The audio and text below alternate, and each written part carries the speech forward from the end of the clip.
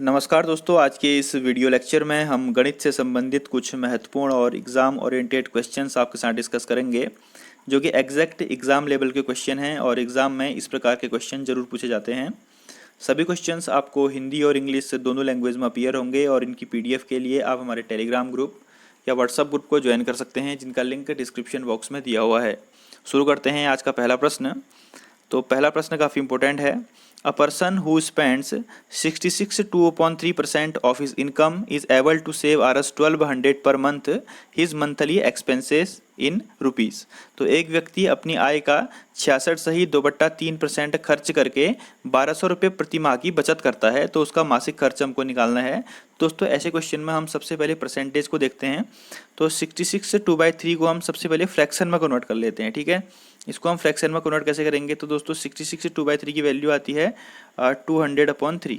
ये कैसे आई? हमने 3 से 66 को मल्टीप्लाई किया और 198 आएगा और उससे 2 को प्लस कर दिया, तो हमारा कितना आ जाएगा 200/3। तो परसेंटेज इसके पीछे है, तो इसको हम 1/100 से मल्टीप्लाई कर देंगे। तो इसको सॉल्व करेंगे तो कितना आएगा हमारा 2/3। तो दोस्तों इसका अर्थ क्या है कि उस बंदे की टोटल इनकम, टोटल आय कितनी है? 3 यूनिट है और उसका एक्सपेंस कितना है? 2 यूनिट है।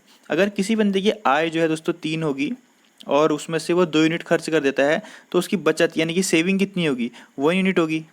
होगी नहीं होगी? और यहाँ पर इस 1 यूनिट की वैल्यू कितनी दी हुई है?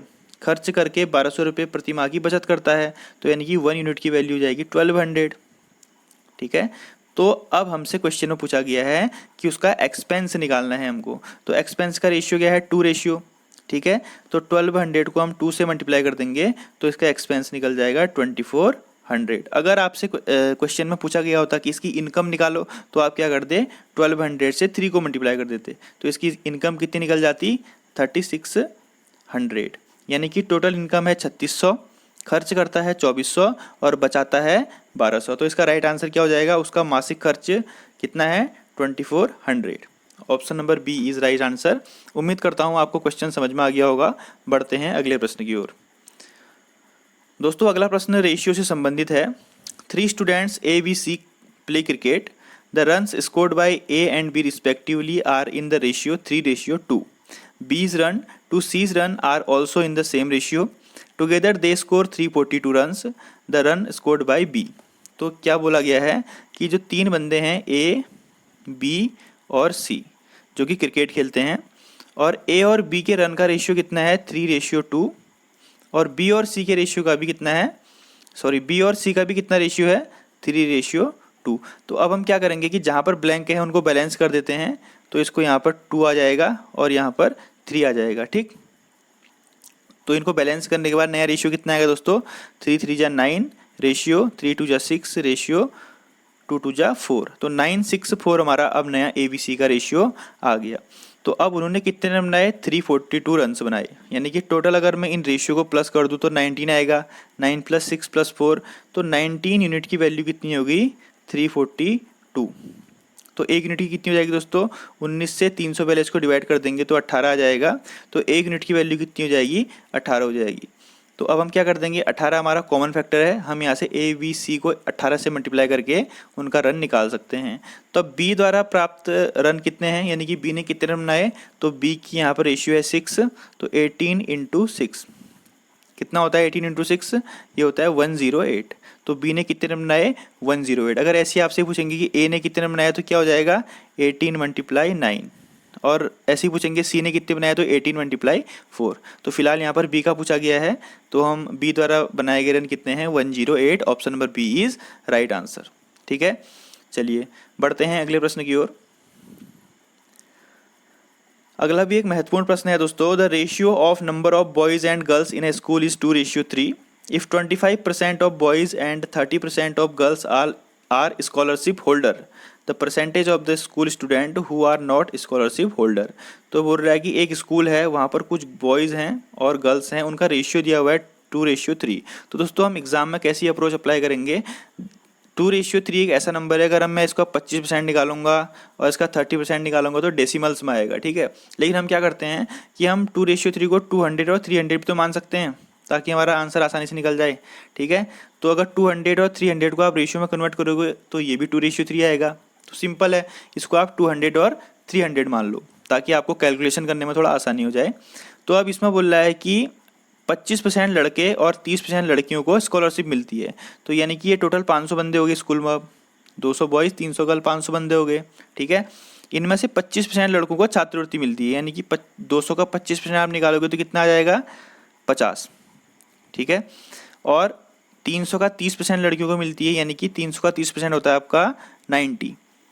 तो 50 और 90 यानी कि टोटल 140 बंदों को स्कॉलरशिप मिलती है, इनको स्कॉलरशिप मिलती है।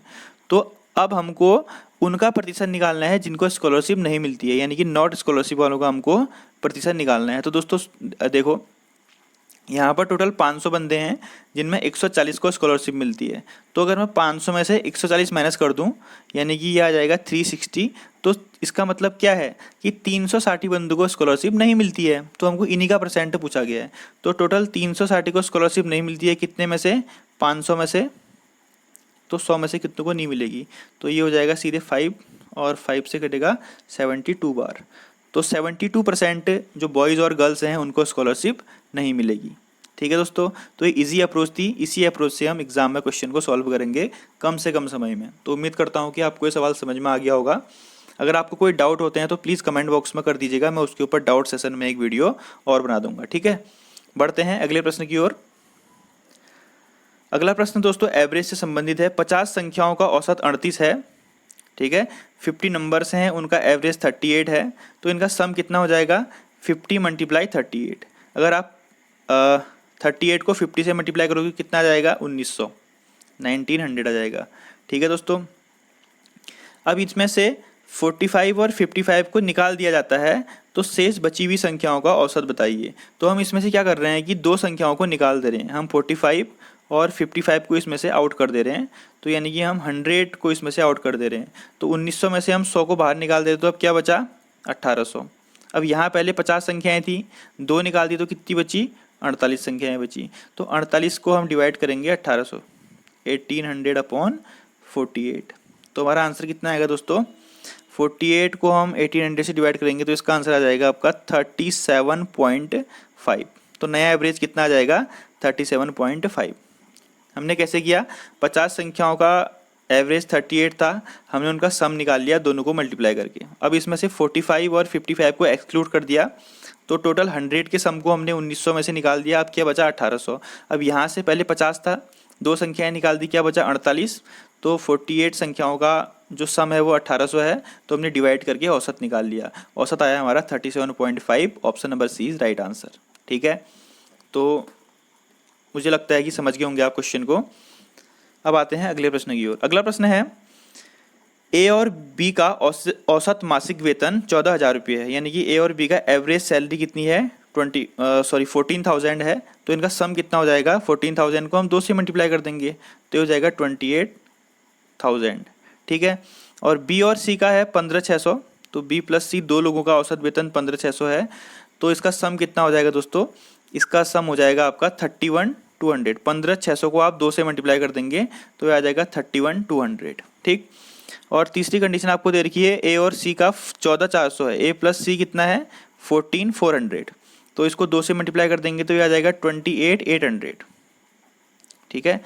अब देखिए यहाँ पर टर्निंग पॉइंट है, हम क्या करेंगे, 2a प्लस बी प्लस सी। देखिए a भी 2 बार है, b भी 2 बार है और c भी 2 बार है। तो क्या हम इसको 2a प्लस बी प्लस सी लिख सकते हैं, बिल्कुल लिख सकते हैं, ठीक है। आपको इसी अप्रोच को फॉलो करना है। इक्वल टू इन तीनों को प्लस कर दीजिएगा, इन तीनों को प्लस करके आएगा दोस्तों आपका 88,000, ठीक है, 88,000 आएगा। तो इस 2 को हम यहाँ ले जाएंगे तो डिवाइड हो जाएगा। तो a प्लस बी प्लस सी की वैल्यू कितनी आ जाएगी आपकी, 44,000। 2 से डिवाइड कर देना 88,000 को, तो कितना आ जाएगा, a प्लस बी प्लस सी की वैल्यू 44,000। अब आपको a प्लस बी प्लस सी की वैल्यू मिल गई, ठीक है। तो आप यहाँ से आसानी से v की वैल्यू निकाल सकते हो। कैसे, जैसे कि a प्लस बी प्लस सी की वैल्यू 44,000 है, तो हमको b की वैल्यू निकालनी है। तो क्या मैं यहाँ पर अगर a प्लस सी की वैल्यू रखूँगा तो मेरी b की वैल्यू निकल जाएगी, निकल जाएगी, बिल्कुल निकल जाएगी। तो a प्लस सी की वैल्यू कितनी है दोस्तों, 28,800 है, ठीक है। यहाँ पर लिख देता हूँ, a प्लस सी की वैल्यू मेरी है 28,800 प्लस b इक्वल टू 44,000। तो अब बी कितना आ जाएगा, 44,000 से आप 28,800 को माइनस कर देंगे तो ये आ रहा है आपका 15,200। ठीक है, तो बी की वैल्यू कितनी होगी, ऑप्शन नंबर सी 15,200 रुपया। उम्मीद करता हूँ कि आप इस क्वेश्चन को समझ गए होंगे और ये एक अच्छी अप्रोच है, एग्जाम में इजीली इससे क्वेश्चन बनते हैं। Option number C is right answer, 15,200, 15,200 rupees. अगला प्रश्न है, तीन संख्याएं हैं जिनमें दूसरा पहले का दुगना है और तीसरे का 3 गुना है। अगर तीन संख्याओं का औसत 44 है तो सबसे बड़ी संख्या ज्ञात कीजिए। इंग्लिश में पढ़ देता हूँ। Of the 3 number second is twice the first and also thrice the third.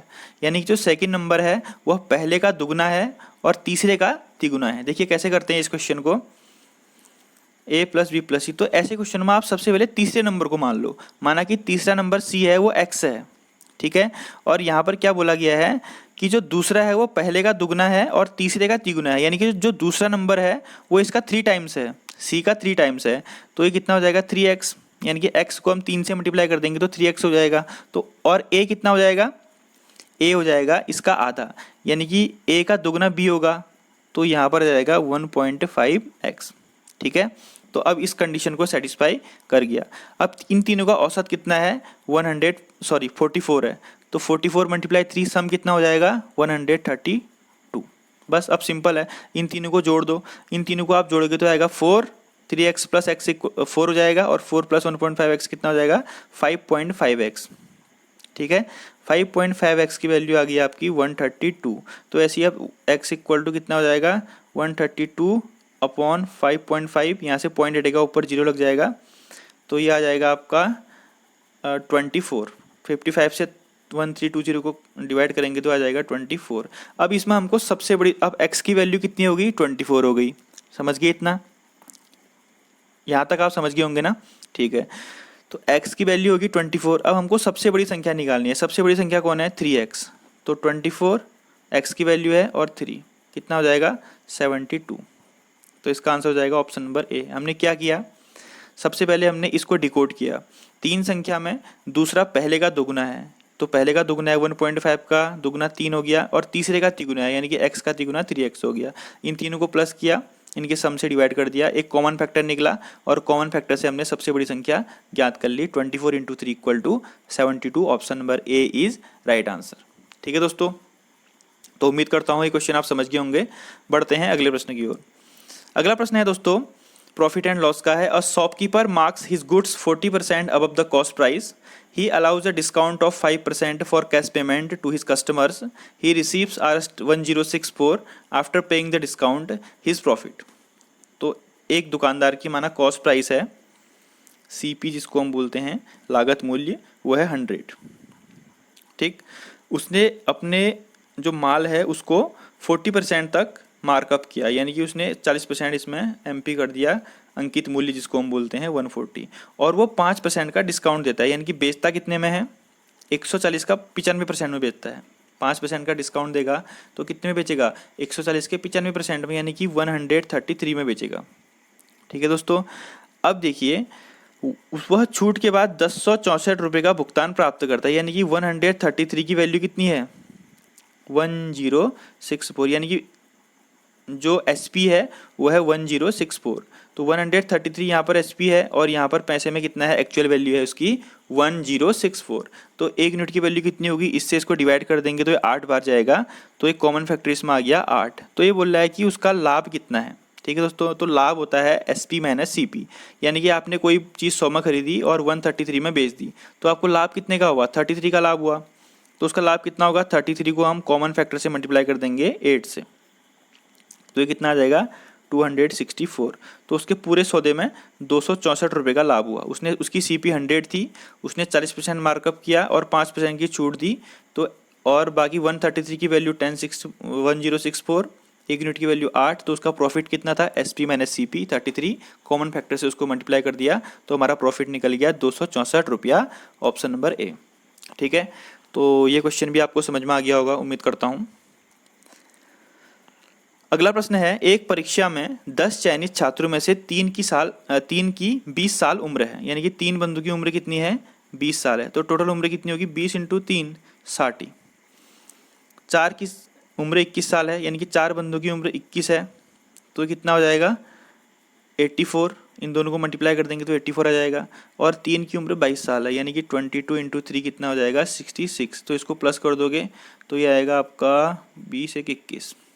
ठीक है, तो अब टोटल 10 बंदे हैं और उनकी वैल्यू जो उनकी एज की वैल्यू है वह है 210, तो इसकी औसत उम्र निकाल देंगे 210/10, तो ये कितना आ जाएगा 21। तो उस समूह की औसत उम्र कितनी है 21 ईयर्स। ऑप्शन नंबर बी इसका राइट आंसर है। ठीक है दोस्तों,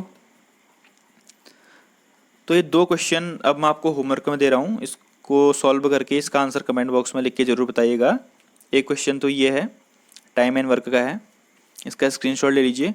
और दूसरा क्वेश्चन दोस्तों ये है, ठीक है, ये प्रॉफिट एंड लॉस का है।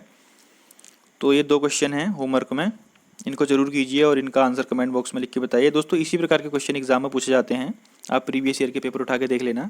हालांकि मैं आपको प्रोवाइड करा रहा हूँ, फिर भी आप अपने लेवल से देख लेना, आपको इसी प्रकार के क्वेश्चन मिलेंगे CISF, Delhi police head constable और कांस्टेबल ट्रेड्समैन के पेपर में। इनकी PDF मैं व्हाट्सअप ग्रुप या फिर टेलीग्राम ग्रुप में लगा दूंगा, वहाँ से आप इनको देख लीजिएगा। और कोई भी क्वेरी है तो आप कमेंट बॉक्स में लिख के ज़रूर बताइएगा और अधिक से अधिक शेयर कर दीजिए। अगर चैनल के साथ नए जुड़े हुए हैं तो काइंडली सब्सक्राइब कर देना यार, आपके लाइक की बहुत आवश्यकता होती है, तो प्लीज़ जितने लोग देख रहे हो वीडियो को लाइक कर देना। Thank you. जय हिंद, जय भारत।